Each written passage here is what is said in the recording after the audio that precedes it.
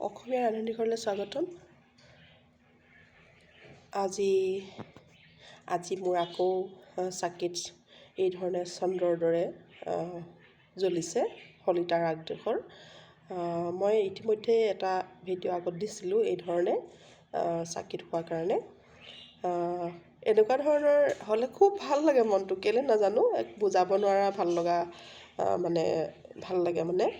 গতিকে আজি ৰাতিপুৱা 11মান বজাত মই চাকি জ্বলাইছিলোঁ। এতিয়া 12:30 বাজি পাৰ হৈছে।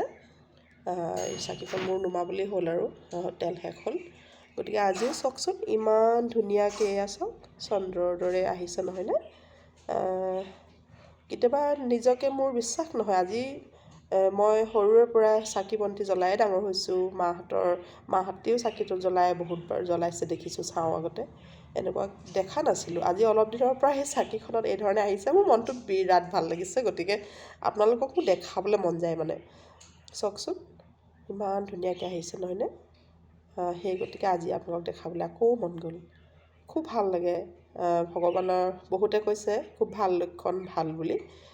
যদি সেয়াই হয় আৰু বহুত ভাল লাগে, ভগৱানৰ আশীৰ্বাদ পাইছোঁ যেন লাগে। আৰু এই ধৰণেই পৃথিৱীৰ আটাইকে শত্ৰু মিত্ৰ চবকে যাতে ভগৱানে আশীৰ্বাদ প্ৰদান কৰে আৰু চবকে স্বাস্থ্যৱান নিৰোগীময় আৰু মনে বিচৰা ধৰণে যাতে জীৱনৰ পথ আগবাঢ়ি যায়, সেয়াইতো কাম্য নহয় জানো। গতিকে এয়া মোৰ আজিৰ চাকি, গতিকে আপোনালোকক দেখালোঁ।